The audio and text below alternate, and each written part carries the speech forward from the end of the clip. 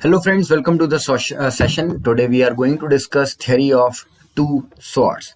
Friend, it is a very important theory in the study of political science, and as the name depicts, actually these are not two swords which are fighting with each other.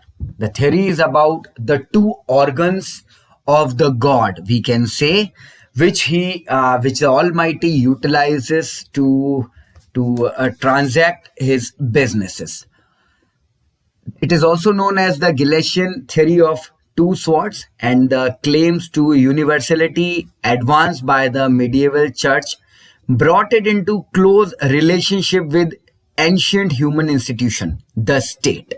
The church found a relationship with the state. The church in the early period and the medieval period of the human history, we can say the early period, which is referred as the period before the 4th or 5th century, and the medieval period from the 5th century to the 15th century. So the church felt that it need an organ which can actually dealt with the matters of economic importance, matters related to statecraft. So after the 4th century, when it was first recognized and the given status as the only legal religious body, which was actually the church, it was necessary for the church to formulate a set of political principles comparable to those of economic activities, which could then be applied to many and continuing relations between church and state. So from there onwards, the state found its original phase as it has nowadays. The theory of two swords, also known as the Gelasian theory of two swords, and it is known as Gelasian theory because it is the theory which was propounded by Pope Gelasius, who was Pope from 492 to 496. Actually, the Pope Gelasius wrote a letter to the August Emperor in which he referred that the Almighty is chiefly ruled by the sacred authority of the priest and the royal power. Of these, that of the priest is the more weighty, since they have to render an account of even the kings of men in the divine judgment. So from there, these two organs actually got their name, the church and the state.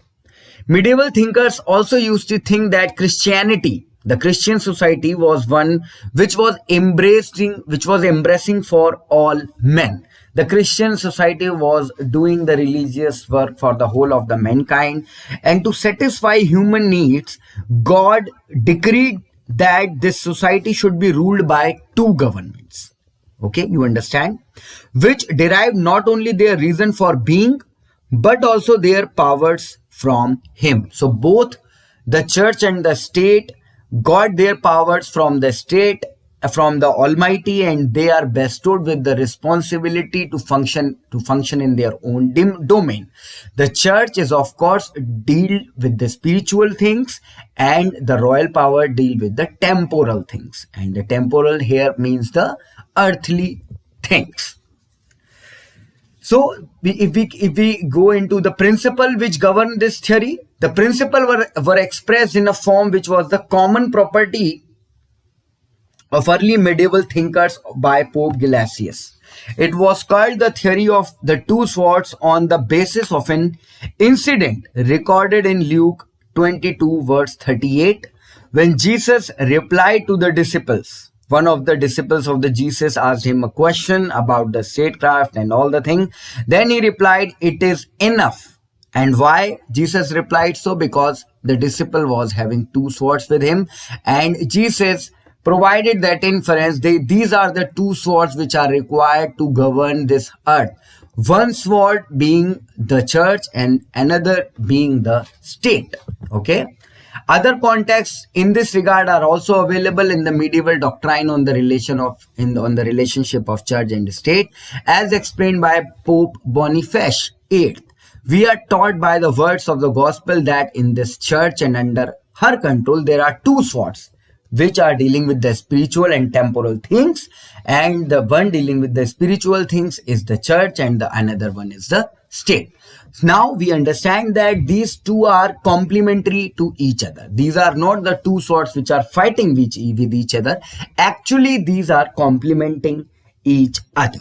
Okay, so when the period goes on as the development of the humankind, there was the simultaneous rise of papal and the royal power, which led in the high middle ages to what were essentially a new church and a number of new states and to frequent conflict between them.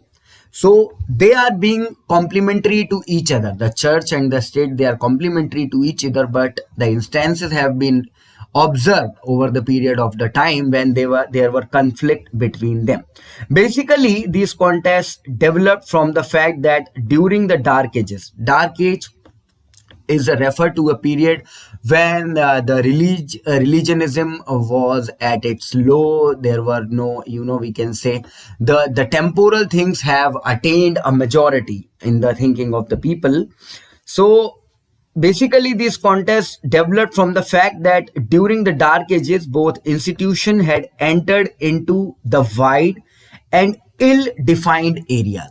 Of course, the areas which are defined for the church and the state, they do not have a clear-cut definition because they got into conflict with each other rather than the helpfulness.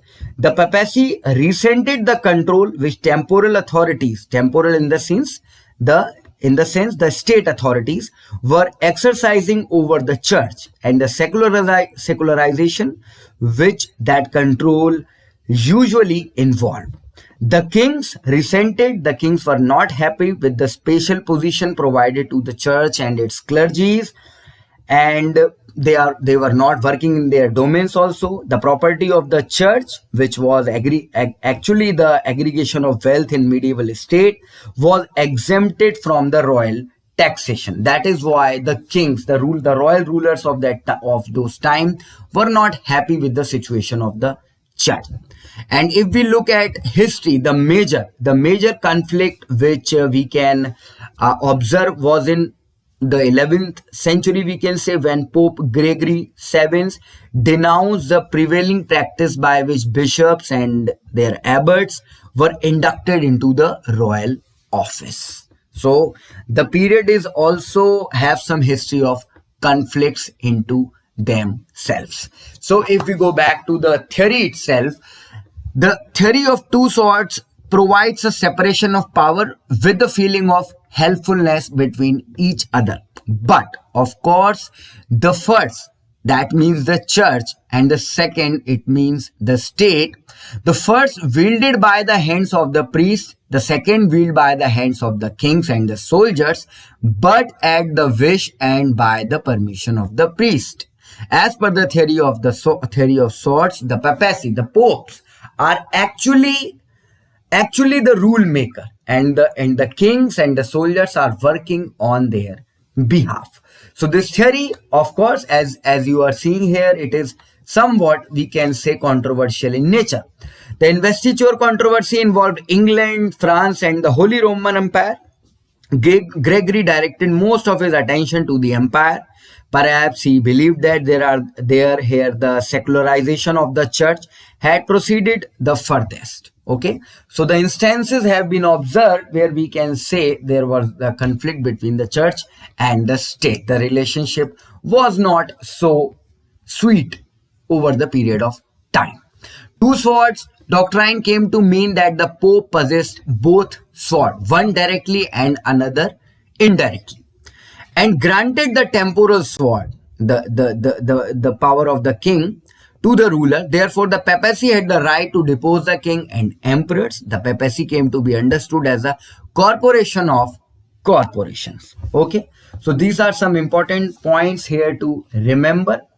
And this cannot be decided that papal monarchy under Innocent, the monarchy of the papal have been observed anywhere during those medieval and the early history.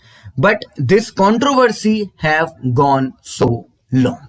Okay, so this is a very important theory for the student of political science, and it provides you a very basic idea that from where this concept of the relationship of the church and the state arises. Actually, it is not a new question, and in recent times we also observe that there are some states which are theologically intended to some religion, which are actually patronizing some religion. The idea is not new. The idea is very old. The idea of secularization as provided in the modern political science is a very strong ideas of modern political science, but it is still we can say the influence of this theory of two sorts. The churches in some countries, churches means the religious organization. It because we are discussing the medieval Europe period, so these are the churches. In modern time we can say there are the other religious organization which are actually having control over the kings, or we can say the rulers of different countries. So now we will move forward for some important questions which can be asked from you in your examination. The theory of two swords neglects the supremacy of state and church over each other. Yes, in principle, the theory of two swords neglects the supremacy of each other over each other, but in practice, we can say the church enjoys much more supremacy over the state. Second one, the theory of two swords is in principle can be considered as the predecessor of secularism practiced by modern states. So the secularism being the idea of the modern political science, we can say it has some elements of the theory of two swords. The state should cherish every religion, but it should not patronize any religion. The kings, the rulers, the elected ones, if it being the democracy, should work on behalf of the people, and they should treat all religions as equal. So that's all for the day, friends. Thank you.